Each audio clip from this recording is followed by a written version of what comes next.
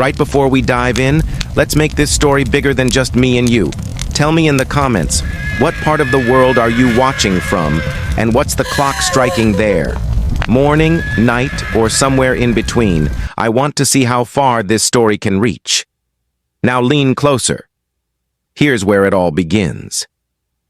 The flames consuming the Rousseau ranch house painted the Colorado sky blood orange as Marguerite knelt in the dirt, watching everything her family had built for 3 generations turn to ash, while the sound of gunfire echoed from the barn where her father and brothers had made their final stand.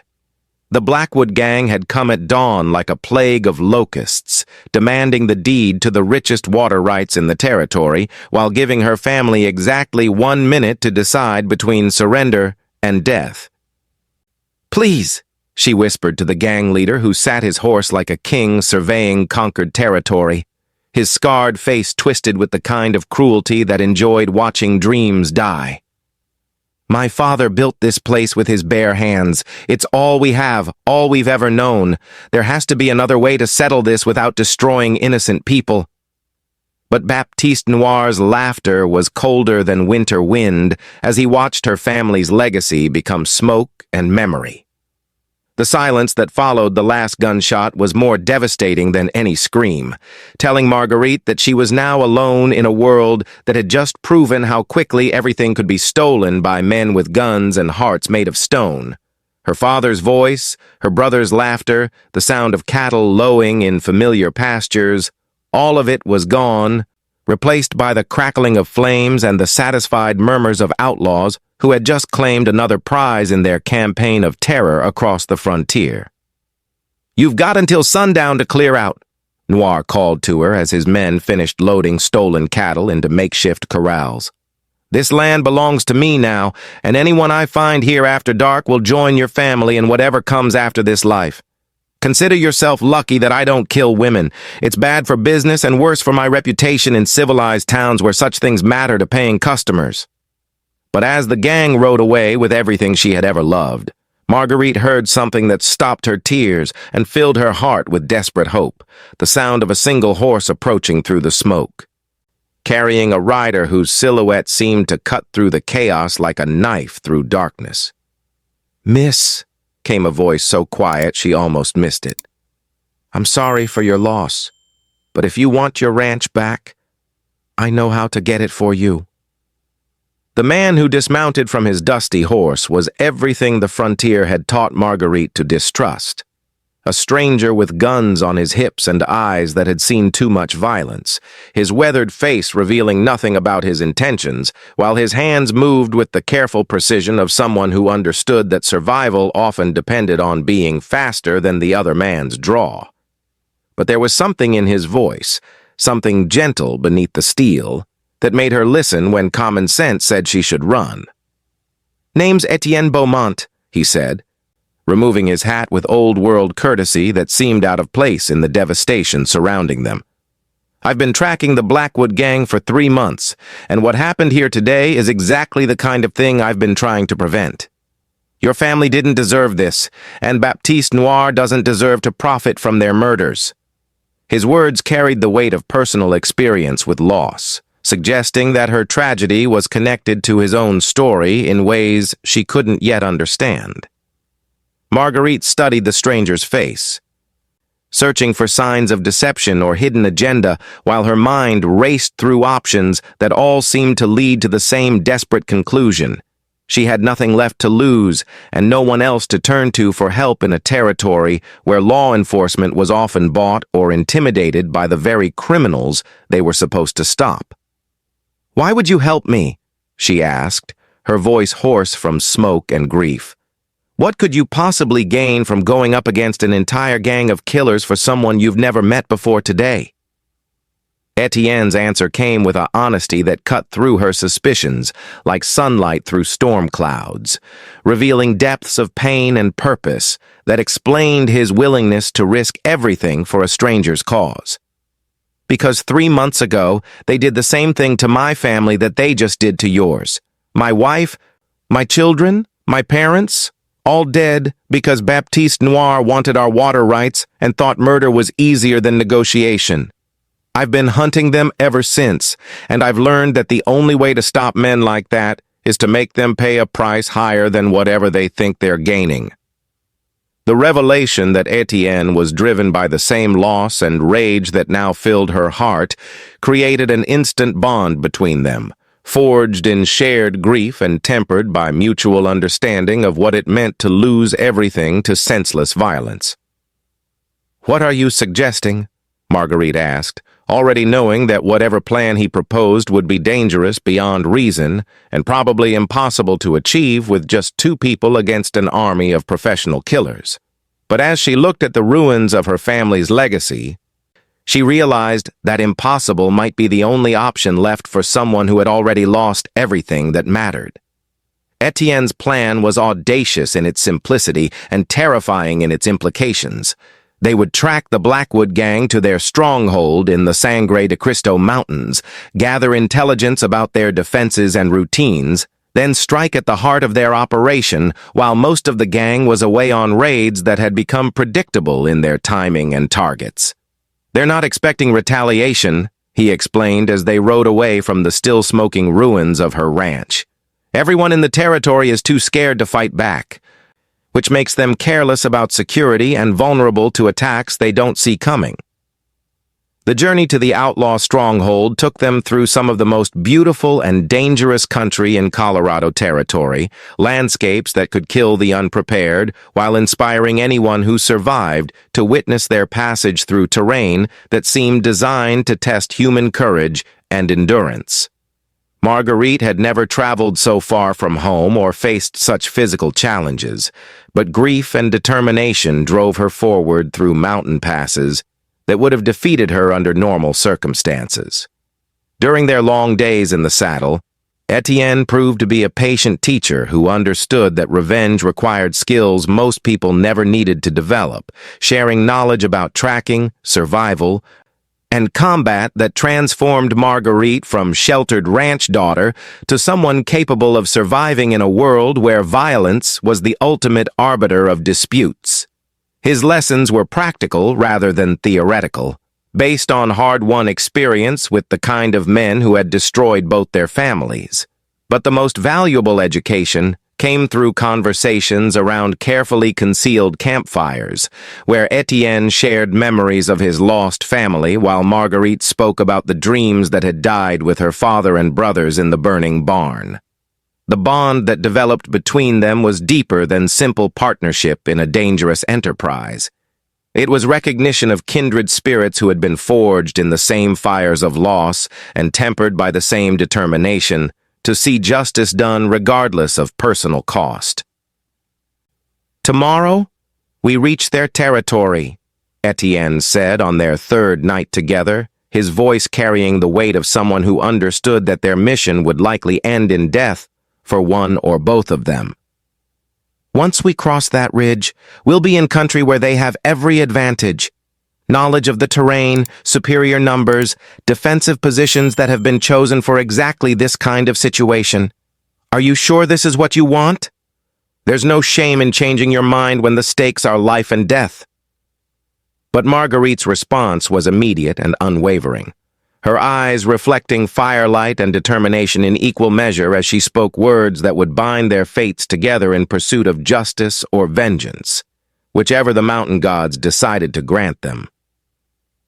The Blackwood Gang's stronghold was everything Étienne had warned her it would be, a natural fortress built into cliff faces that commanded perfect views of all approaches, while providing multiple escape routes for anyone who knew the secret passages that honeycombed the mountain like arteries in a living body. The complex had been constructed over years by men who understood that survival in their profession required preparation for siege warfare and the kind of defensive thinking that turned geography into weaponry. Marguerite's first glimpse of the place where her family's murderers lived in luxury, built from stolen wealth, filled her with rage so pure it threatened to overwhelm the careful planning that had brought them this far. The sight of her family's cattle grazing in pastures that should have been feeding her father's herd, the smoke rising from chimneys that burned wood cut from her family's forests. Everything was a reminder that evil prospered while good people died for the crime of trying to build something honest in a dishonest world. "Count the guards," Étienne whispered as they observed the stronghold from concealed positions that had taken hours to reach without being detected. "Watch their patterns, learn their schedules, identify their weaknesses. Anger will get us killed if we let it override tactical thinking, but properly channeled rage can give us the edge we need to accomplish what conventional forces couldn't do with 10 times our numbers." His ability to remain calm while planning an assault that would either destroy their enemies or get them both killed was both reassuring and terrifying. The intelligence they gathered over 3 days of careful observation revealed that Baptiste Noir ruled his gang through fear and greed rather than loyalty or respect, creating internal tensions that could be exploited by enemies who understood how to turn the outlaws' own vices against them. The gang leader's paranoia about betrayal had created a system of informants and punishments that made cooperation difficult, while his obsession with personal pleasure made him predictably vulnerable during certain hours of each day. But the most important discovery was that Noir kept detailed records of all his criminal activities, including maps of future targets and correspondence with corrupt officials who protected his operations in exchange for shares of the profits. Those documents could bring down the entire network, Étienne explained, as they prepared for the assault that would either recover Marguerite's ranch or get them both killed in the attempt.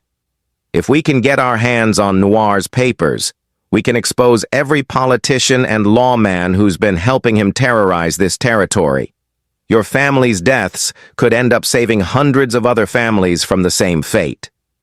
The attack commenced at dawn, when the gang's night guards were tired and the day shift hadn't yet taken their positions, creating a window of vulnerability that would last only minutes before superior numbers and defensive advantages would make victory impossible for two people against an army of professional killers. Étienne's plan depended on speed, surprise, and the kind of desperate courage that came from having nothing left to lose except life itself. And for both of them, life without justice was barely worth preserving. Marguerite's role in the assault required her to trust skills she had learned during their journey together, moving through terrain that would challenge experienced mountaineers while carrying weapons she had never used in combat against men who would show no mercy to anyone who threatened their criminal empire. The weight of her father's rifle in her hands was both comfort and responsibility, connecting her to family tradition while demanding that she prove worthy of the legacy that had been stolen from her through violence. The first phase of their attack involved eliminating the perimeter guards without raising an alarm that would bring the entire gang down on them before they could reach their primary objectives: Noir's quarters, where the gang leader kept his records and personal wealth, and the corral where her family's cattle were being held, along with livestock stolen from dozens of other victims throughout the territory. Each guard they silenced was a small victory that brought them closer to justice while increasing the risks they faced if their presence was discovered. But even perfect execution of their plan couldn't eliminate the fundamental problem of being outnumbered 20-1 by men whose survival had depended on violence for years longer than Marguerite had been alive. The sound of gunfire that eventually erupted throughout the stronghold marked the transition from stealth operation to desperate battle, where victory would depend on tactics, terrain, and the kind of luck that rarely favored people who challenged overwhelming odds with nothing but righteousness and determination. "Stay close to me," Étienne called as bullets began flying from positions they couldn't see, his voice carrying the authority of someone who had survived similar situations through skill and experience rather than chance. "Remember everything I taught you about cover and movement. Trust your instincts, and don't hesitate when it's time to pull the trigger. Your family is watching from whatever comes after this life, and they want to see their daughter take back what was stolen from them." The battle for justice was about to begin in earnest, and Marguerite discovered that revenge was even more intoxicating than she had imagined when it was finally within reach of her smoking gun. The battle that raged through the outlaw stronghold was unlike anything Marguerite had imagined in her worst nightmares about confronting her family's killers, with gunfire echoing off canyon walls while desperate men fought for their lives against enemies who had already proven they were willing to die for their cause. Étienne's combat experience proved invaluable as he guided her through terrain that became increasingly treacherous, as smoke and confusion made visibility nearly impossible. The gang's response to the attack revealed both their strengths and weaknesses as professional criminals, with some members fighting with the desperate courage of men who understood that capture meant hanging, while others attempted to flee with whatever wealth they could carry, rather than risk their lives defending a leader who had never inspired genuine loyalty. The divisions within their ranks created opportunities for Marguerite and Étienne to exploit, but they also made the battle more unpredictable and dangerous. "The records!" Étienne shouted over the sound of gunfire as they fought their way toward Noir's quarters, his rifle accounting for several outlaws who had tried to block their advance, while Marguerite provided covering fire that proved she had absorbed his lessons about combat tactics and marksmanship. "If we can get those documents, this whole nightmare ends not just for us, but for everyone Noir has been terrorizing. Your family's deaths will have meaning beyond revenge. They'll have prevented other families from suffering the same loss." The discovery that Baptiste Noir had already fled with his most trusted lieutenants was both disappointment and opportunity, because his cowardice had left behind the very evidence that could destroy his entire criminal network, while also preserving him as a target for future justice. The records they found in his abandoned quarters documented years of criminal activity with the kind of detail that suggested Noir's paranoia about his subordinates had led him to maintain insurance against betrayal by people who knew too much about his operations. But even as they gathered evidence that could bring down corrupt officials throughout the territory, Marguerite found herself face to face with the man who had pulled the trigger that killed her father, his scarred face twisted with hatred as he raised his gun toward her heart. "You should have stayed dead with the rest of your family," snarled Coleridge Vance, Noir's enforcer whose reputation for cruelty had made him feared throughout 3 territories.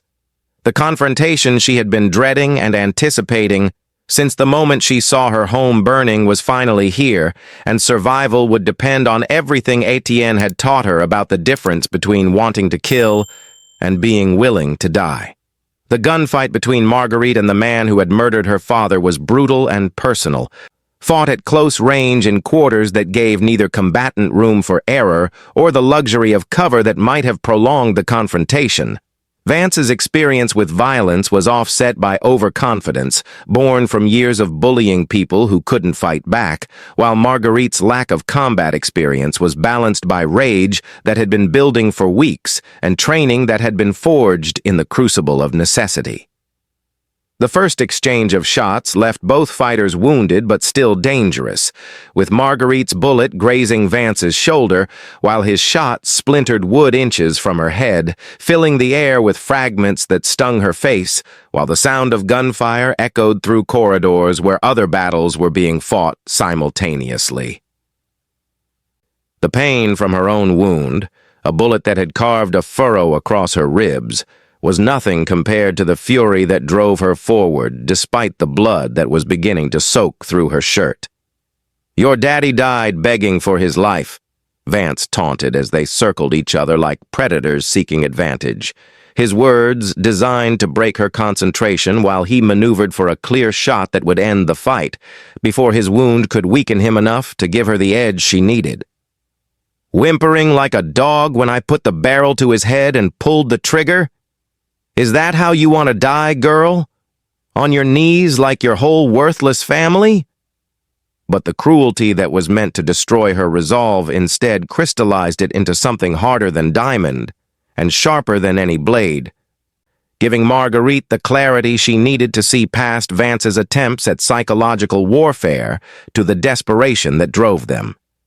He was afraid of her, afraid of what her survival represented to his reputation and his future in a profession where showing weakness to anyone could be fatal. The knowledge that her enemy feared her was intoxicating and empowering in ways that no amount of training could have provided. The final shot came when Vance's overconfidence led him to expose himself while trying to close distance for a killing blow, giving Marguerite the target she needed while his own weapon was temporarily out of position. Her father's rifle bucked against her shoulder one last time, and the man who had destroyed her family crumpled to the floor of a stronghold that would never again serve as sanctuary for the kind of evil that preyed on innocent people. Justice had been served with her own hands, but the cost in blood and trauma would mark her forever in ways that no victory could completely heal. The silence that followed the end of gunfire was more unsettling than the battle itself had been, filled with smoke, and the kind of stillness that came after violence had settled all outstanding accounts between the living and the dead. Marguerite stood over Vance's body with her father's rifle still smoking in her hands, the weight of what she had done settling on her shoulders like a cloak made of lead and sorrow mixed with satisfaction that defied every moral lesson she had learned during her sheltered upbringing. Étienne found her there minutes later, his own clothes torn and bloodied from encounters with outlaws who had chosen to fight rather than flee, his face showing concern for her emotional state as much as relief that she had survived the most dangerous confrontation of their assault. "Are you hurt?" he asked gently, his hands checking her wounds with the careful attention of someone who understood that trauma came in many forms, and that physical injuries were often easier to heal than the damage done to someone's soul. "I killed him," Marguerite said simply, her voice carrying neither pride nor regret, but rather the flat tone of someone who was still processing the reality of what revenge actually felt like when it was accomplished through personal violence. "The man who murdered my father is dead by my hand. And I don't know if that makes me feel better or worse about everything that's happened. Is this what justice is supposed to feel like? Empty and final and somehow unsatisfying despite being exactly what I thought I wanted?"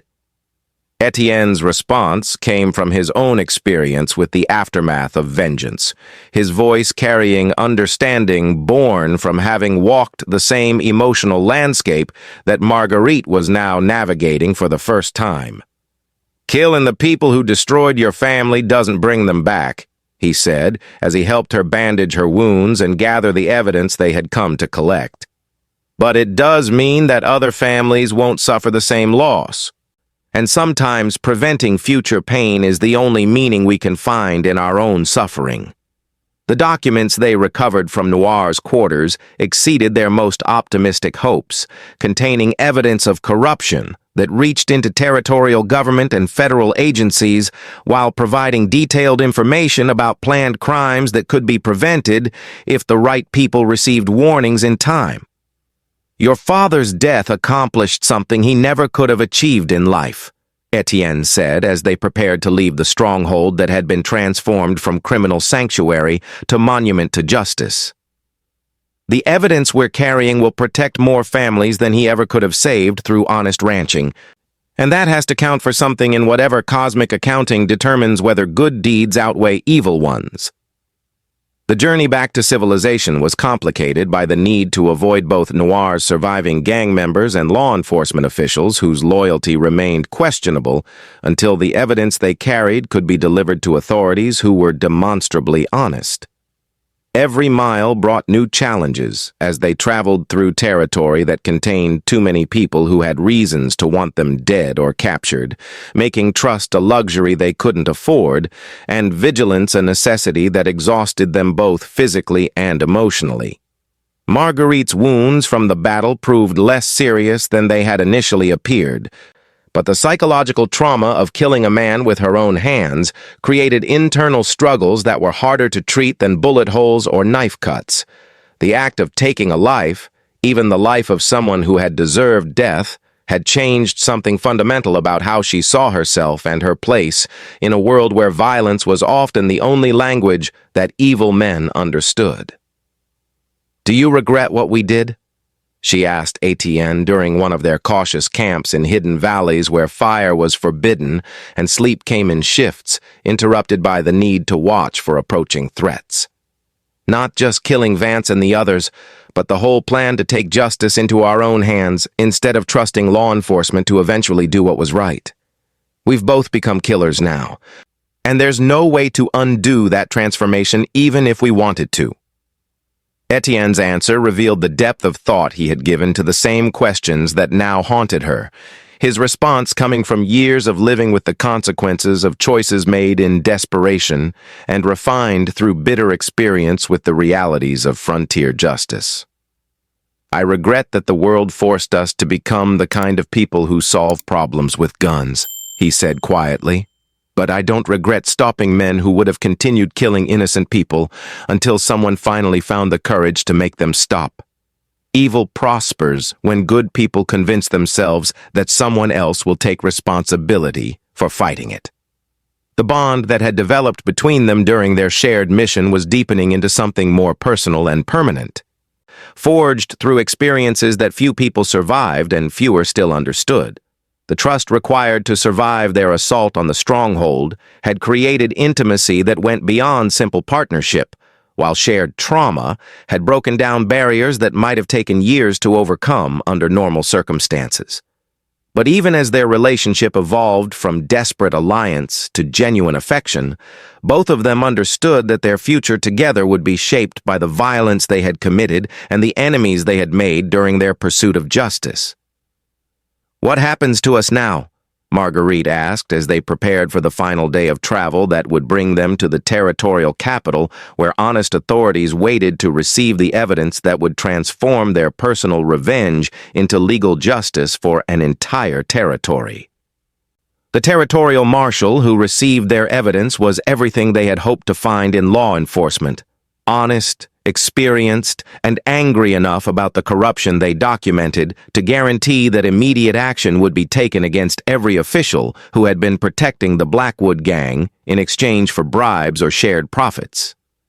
Marshal Harrison Wade's reputation for integrity had survived 20 years of frontier law enforcement without being compromised by the temptations that had destroyed lesser men, making him the perfect recipient for intelligence that could reshape territorial politics. This evidence documents criminal conspiracy on a scale that threatens the fundamental integrity of law enforcement throughout Colorado Territory, Marshal Wade said after reviewing the documents they had risked everything to obtain. "Arrest warrants will be issued immediately for every official named in these records, and I'm requesting federal assistance to ensure that corrupt local authorities can't interfere with prosecutions.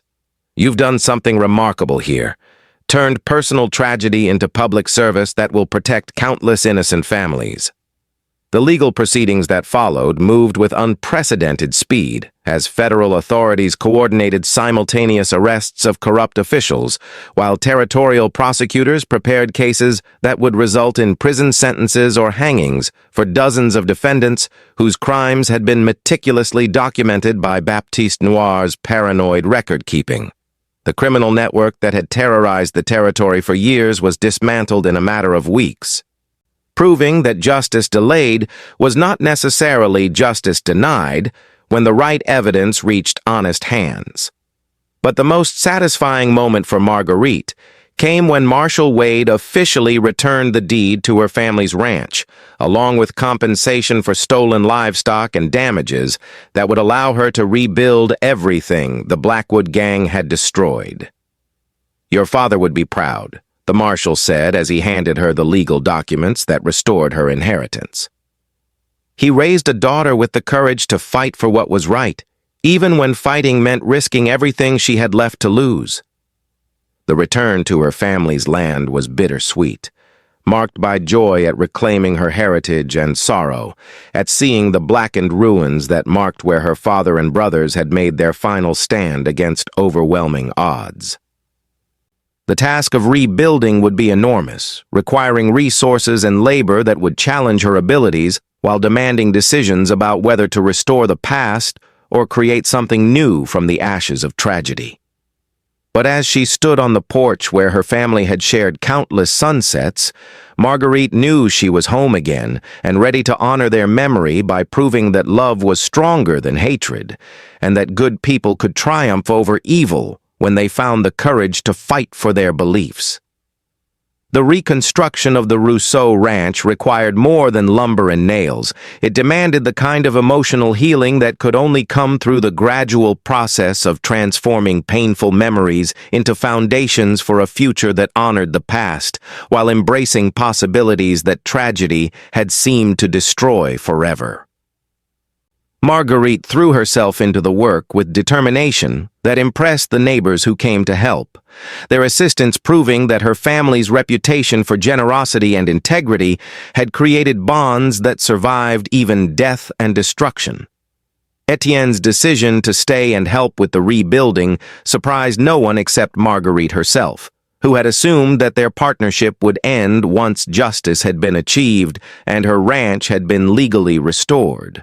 But his presence during the long days of physical labor and emotional recovery proved that their relationship had evolved beyond shared vengeance into something deeper and more permanent, a connection forged in tragedy but strengthened by mutual respect and growing affection.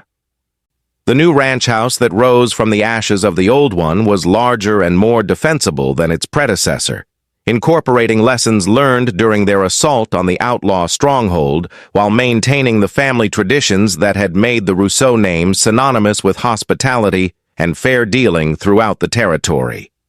The design included hidden weapons caches and defensive positions that reflected harsh realities about frontier life, but it also featured amenities that spoke of hope for a peaceful future where such precautions might not be necessary. The first cattle drive to arrive at the rebuilt ranch brought livestock that had been recovered from Noir's scattered gang, along with compensation animals provided by territorial authorities who understood that justice required more than punishment. It demanded restoration of what had been stolen or destroyed by criminal actions. The sight of her family's brand on cattle that grazed in familiar pastures was deeply emotional for Marguerite, representing not just economic recovery, but symbolic resurrection of dreams that had seemed permanently destroyed. But the most significant change was not in buildings or livestock, but in Marguerite herself, who had been transformed by violence and loss into someone capable of protecting what she loved, while building something worthy of the sacrifices that had made her survival possible. "You're not the same person who knelt in the dirt watching her home burn," Étienne observed as they worked together to repair fence lines that would contain their growing herd. "Neither am I. We've both been changed by what we did and what we survived, and now we have to decide whether those changes make us better people or just harder ones." The partnership between Marguerite and Étienne evolved gradually from shared work to shared intimacy, as the demands of rebuilding the ranch created countless opportunities for cooperation that revealed depths of character and compatibility that might have taken years to discover under normal circumstances. Their conversations during long days of physical labor covered everything from practical concerns about livestock management to philosophical questions about justice, revenge, and the possibility of finding happiness after experiencing profound loss. The emotional barriers that both had erected to protect themselves from additional pain began to crumble as trust developed through shared experiences and mutual dependence that made vulnerability feel safe rather than dangerous. Marguerite found herself looking forward to moments when ranch work brought them together in ways that allowed private conversation, while Étienne discovered that her company made even the most difficult tasks seem manageable and worthwhile. The first time he kissed her was during a sunset that painted the rebuilt ranch in shades of gold and crimson that reminded them both of fires that had destroyed and purified in equal measure, their lips meeting with tenderness that contrasted sharply with the violence that had brought them together. The kiss tasted of hope and healing, promising futures that neither had dared to imagine during the dark months when revenge had been their only shared goal. "I love you," Étienne said simply as they stood together on the porch where her family had once gathered for evening conversations, his words carrying the weight of someone who understood that love after loss was both more precious and more fragile than the innocent affection that preceded tragedy. "I know it's complicated by everything we've been through together, but what I feel for you goes beyond gratitude or shared trauma. You've become the person I want to build a life with, if you're willing to trust your heart to someone whose past is written in blood and gun smoke." Marguerite's response came without hesitation. Her own journey through grief and vengeance having taught her that life was too short and too unpredictable to waste time on doubt when clarity finally emerged from confusion. "I love you too," she whispered against his lips. "And I want to build something beautiful with you from the ashes of everything we've lost. Our families would want us to find happiness together, to prove that love is stronger than the hatred that tried to destroy us." The promise they made to each other that night was sealed not just with kisses, but with determination to honor their dead by living fully and loving completely, despite the scars that would always remind them of how much both had cost. The letter that arrived 3 months after their engagement contained news that shattered the peaceful routine they had built around ranch work and wedding preparations, revealing that Baptiste Noir had not only survived the destruction of his gang, but had been rebuilding his criminal empire with resources and allies that suggested backing by interests more powerful and dangerous than typical frontier outlaws. The threat he represented was both personal and professional, targeting them for the damage they had done to his operations, while seeking to reclaim territory he considered his by right of violence and intimidation. "He's been recruiting in Mexico," Étienne said grimly, as he read intelligence provided by Marshal Wade, whose network of informants had been tracking Noir's movements since his escape from the mountain stronghold. "New men who don't know about his failures or our capabilities, professionals who fight for money rather than loyalty, and who won't make the same mistakes that cost him his original gang. He's also been spreading word that anyone who helps us will be marked for death, trying to isolate us before he makes his move." The realization that their victory had been temporary rather than final forced them to confront the possibility that the violence they thought they had left behind might return to threaten everything they had rebuilt together. The ranch they had restored with such care and love could become a target again, while their wedding plans might have to be postponed in favor of preparations for war against enemies who would not make the same underestimation mistakes that had cost Noir his first attempt at revenge. Marguerite's reaction to the threat was immediate and decisive. Her transformation from sheltered rancher's daughter to hardened frontier fighter proving complete as she began planning defensive measures that incorporated everything they had learned during their assault on the outlaw stronghold. "We're not running," she declared with authority that brooked no argument. "This is our home, our land, our life that we've built together. If Noir wants to try to take it from us again, he'll discover that we're not the same people he tangled with before. We know his methods now, and we have advantages he doesn't expect." But the most disturbing aspect of the intelligence they received was evidence that Noir had been coordinating with corrupt officials who had escaped the territorial prosecutions, creating a network of revenge that went beyond simple criminal enterprise to become a personal vendetta against everyone who had played a role in destroying his empire. "This isn't just about money or territory anymore," Étienne observed as they studied maps and began positioning defensive resources around their property. "It's about Noir's reputation and his need to prove that crossing him has consequences that extend beyond immediate punishment. He wants to make an example of us that will discourage future resistance to whatever criminal operations he establishes next." The transformation of their ranch from peaceful homestead to fortress required careful planning that balanced defensive necessity with the agricultural operations that provided their livelihood, creating a complex that could withstand siege while maintaining the appearance of normal ranch activities that wouldn't alarm neighbors or attract unwanted attention from authorities who might not understand the threat they faced. Every decision about buildings, fencing, and equipment had to consider both practical utility and tactical advantage in the event of armed assault. Marguerite's skills as a strategist and combatant had been honed through their previous encounters with outlaws, but preparing for Noir's revenge required new levels of sophistication and resources that challenged her abilities while demonstrating how much she had grown since the naive girl who had watched her family home burn. Her leadership of the defensive preparations impressed the neighbors who volunteered to help, revealing capabilities that few frontier women possessed and fewer still had opportunities to develop and display.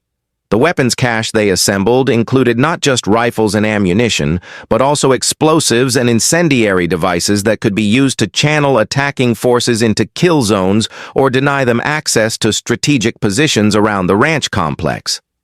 Étienne's military experience proved invaluable in designing defensive systems that maximize their advantages while minimizing the risks associated with being outnumbered by professional fighters whose skills had been tested in conflicts throughout Mexico and the American territories.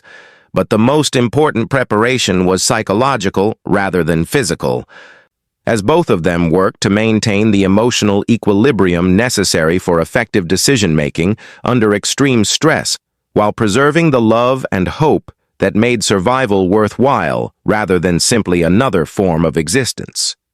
The wedding they had planned was moved up rather than postponed, with the ceremony serving as both celebration and commitment to building a future together regardless of the threats that surrounded them. "Whatever happens when Noir comes for us," Marguerite said as they exchanged vows in a ceremony attended by neighbors who had become allies and friends who were prepared to fight alongside them. "I want you to know that loving you has been the greatest joy of my life. You gave me back everything I thought I had lost forever: home, family, hope for the future. And I promise to stand beside you no matter what trials we face together." The wedding night they shared was both tender and desperate, two people claiming whatever happiness they could find, while steel and gunpowder waited just beyond their bedroom door. Baptiste Noir's return to Colorado territory was announced not with official declarations, but with a series of brutal attacks on isolated ranches and small settlements that served as both strategic preparation and psychological warfare against communities that had learned to feel safe since his original gang's destruction. The pattern of violence was systematic and escalating, designed to terrorize potential allies while demonstrating that his new organization was more dangerous and ruthless than his previous criminal enterprise had ever been. The first direct threat against Marguerite and Étienne came in the form of a warning delivered by a lone rider who appeared at their ranch boundary with a message that was both ultimatum and promise of violence to come. "Baptiste Noir says you have 1 week to clear out," the messenger announced from just outside rifle range. "Leave everything, the land, the cattle, the buildings, and disappear from this territory permanently. If you're still here when he comes to collect what you stole from him, he'll make sure your deaths take days rather than minutes." Marguerite's response to the threat was delivered through her rifle, a shot that knocked the messenger's hat off his head while demonstrating accuracy that made verbal replies unnecessary. The message was clear to anyone who understood frontier communication. The ranch would be defended by people who had already proven their willingness to fight rather than surrender to criminal intimidation, and Noir's deadline would be met with violence rather than compliance. The week that followed was spent in final preparations that transformed their property into a killing ground designed to extract maximum casualties from any attacking force while providing defenders with overlapping fields of fire and multiple fallback positions if their primary defenses were overwhelmed. Every building, fence, and piece of equipment had been positioned to serve tactical purposes while maintaining the illusion of normal ranch operations that might confuse attackers about the true nature of what they were facing.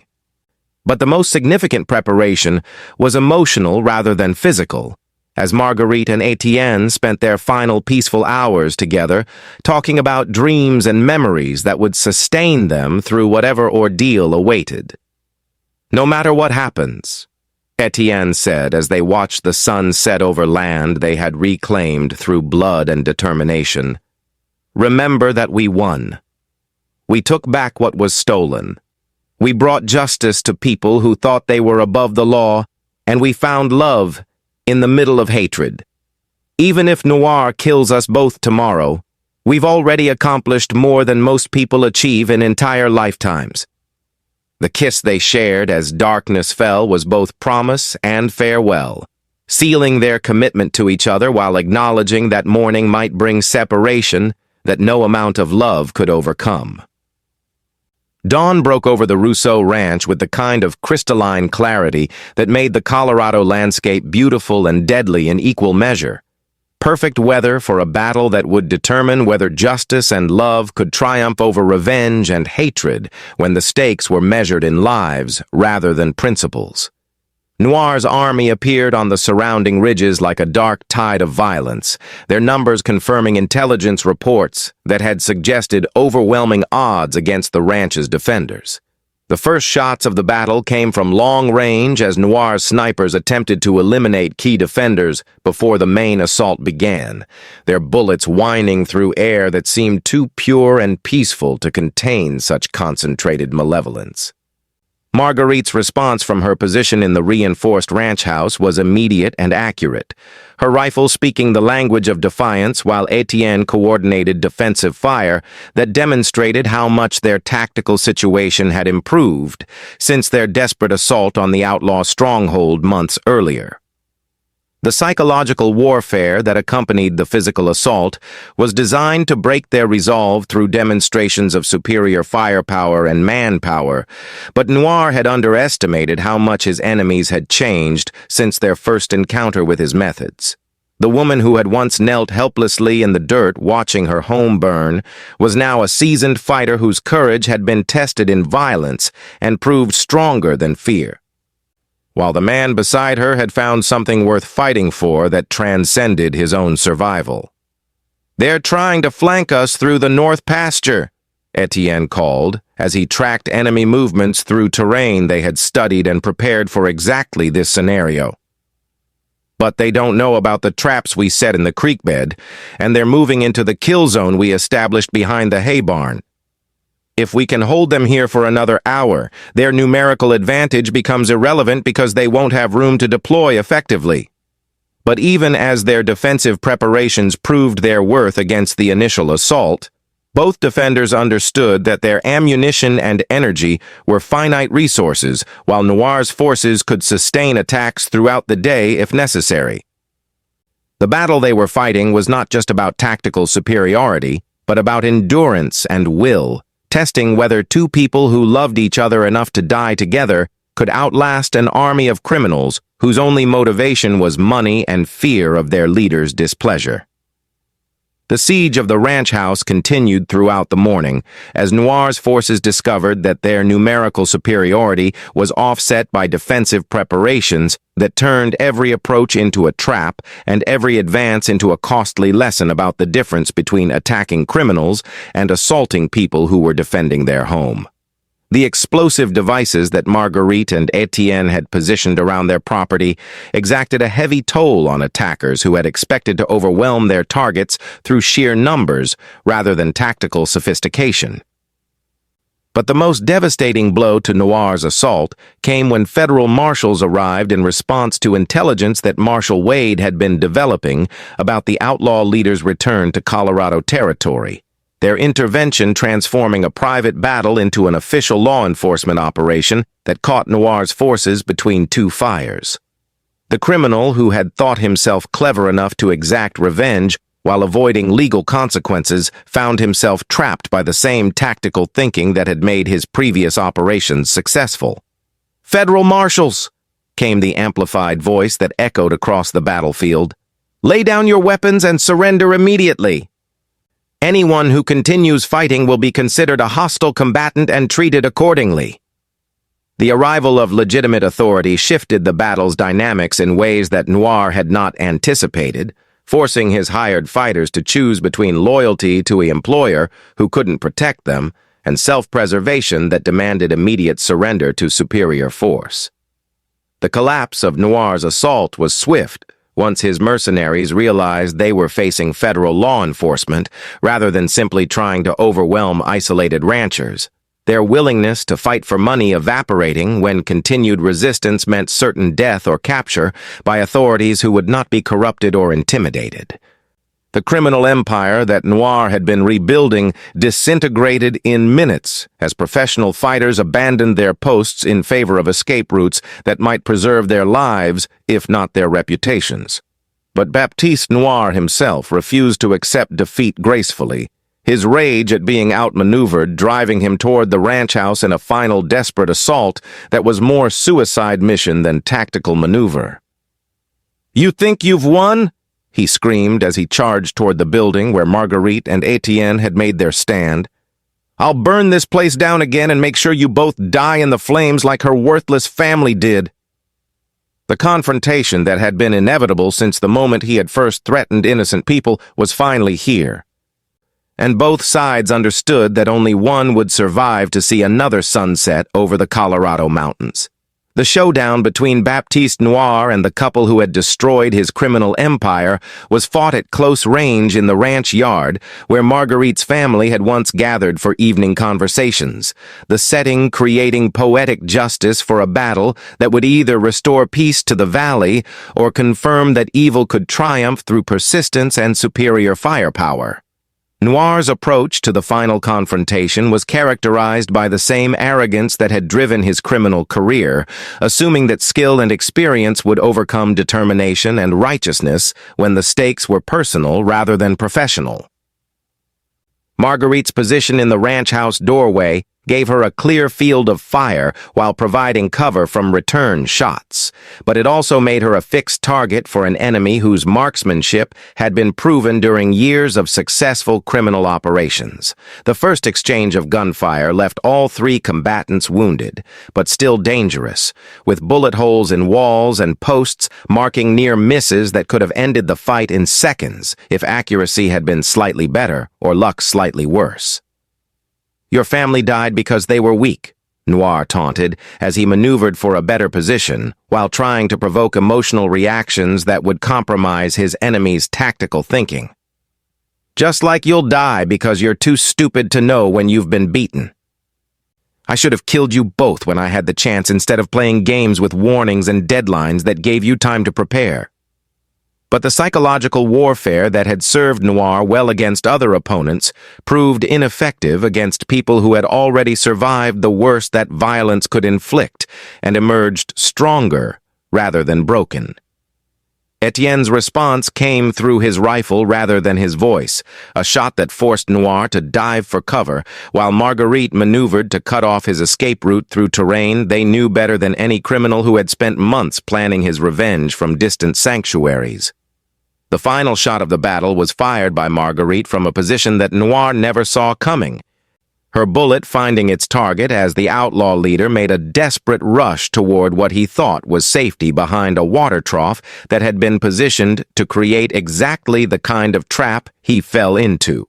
Baptiste Noir's criminal career ended where it had begun, with violence against innocent people. But this time the violence served justice rather than greed, and the innocent people had proven capable of protecting themselves when law enforcement and social institutions failed to provide adequate protection. The aftermath of Baptiste Noir's death was complicated by the need to process dozens of prisoners who had surrendered to federal authorities while also documenting evidence that would ensure the prosecution of corrupt officials who had provided support for the criminal organization. Marshal Wade's coordination of the law enforcement response had been flawless, but the paperwork and legal proceedings that followed would take months to complete, while survivors dealt with trauma and communities recovered from systematic intimidation. Marguerite's wounds from the final battle were serious, but not life-threatening, requiring medical attention that highlighted how much she had risked in defense of principles that most people would have abandoned when the cost became personal rather than abstract. Her courage during the siege had impressed federal authorities, who understood that civilian cooperation was essential for effective law enforcement in territories where criminals often possessed superior resources and organization compared to legitimate government forces. The recognition that came with their victory was both satisfying and complicated, because heroism earned through violence carried psychological costs that celebrations and awards could not erase or compensate. Both Marguerite and Étienne found themselves dealing with memories and emotions that would require time and patience to process, while their relationship needed to evolve beyond shared trauma toward the kind of everyday intimacy that builds marriages rather than simply surviving crisis situations.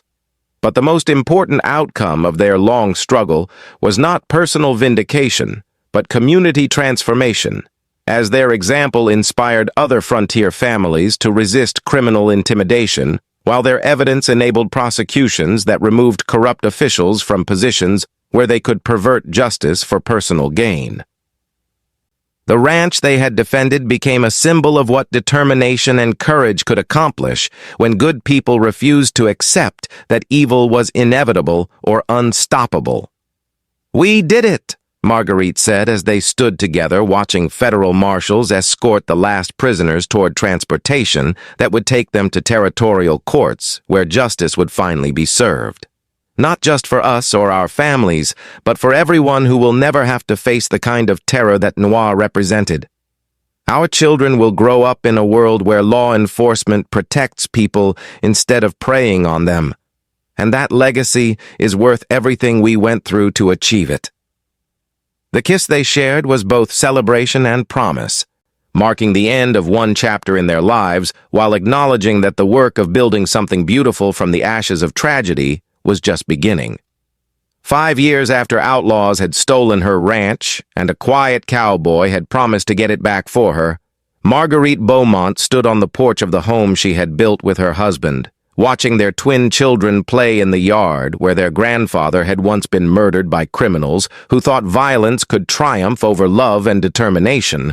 The ranch had prospered beyond anything her family had achieved in 3 generations, proving that tragedy could become the foundation for something stronger and more beautiful than what had been destroyed. The success of their operation was measured not just in cattle and profits, but in the community that had grown around their example, with neighbors who understood that mutual support and shared vigilance were necessary for maintaining the peace that had been won through so much sacrifice and struggle. The school that Étienne had built taught children about civic responsibility alongside traditional subjects, while the church that Marguerite had helped design served families who had learned that faith required action as well as prayer. Their love story had become legend throughout Colorado territory, told around campfires and in parlors as an example of how courage and determination could overcome any obstacle when 2 hearts were united in pursuit of justice and truth. But the couple at the center of the legend understood that their greatest achievement was not the dramatic victories that people remembered, but the quiet, everyday triumphs of building a marriage and raising children in a world they had helped make safer for innocent people. The memorial garden they had planted where her family's graves marked the spot where evil had once triumphed temporarily was now a place of beauty and remembrance that honored sacrifice while celebrating renewal, its flowers blooming each spring as testimony to the possibility that love really could conquer hatred when it was supported by courage and tempered by wisdom gained through adversity. As the sun set over the Sangre de Cristo Mountains, painting the sky in shades that reminded them both of fires that had destroyed and purified in equal measure, Marguerite and Étienne reflected on the journey that had brought them from despair to happiness through determination and shared purpose. "Do you ever regret it?" she asked, her hand finding his as their children's laughter filled the evening air. "The violence, the risks, the price we paid for justice?" But Étienne's answer was immediate and certain, his voice carrying the weight of someone who had found meaning in struggle and peace in victory. Never. Every bullet, every scar, every moment of fear was worth it to build this life with you and to know that our children will grow up in a world where good people can triumph over evil when they find the courage to fight for what's right. We didn't just get your ranch back. We got our future back, and we gave other families the chance to have futures too.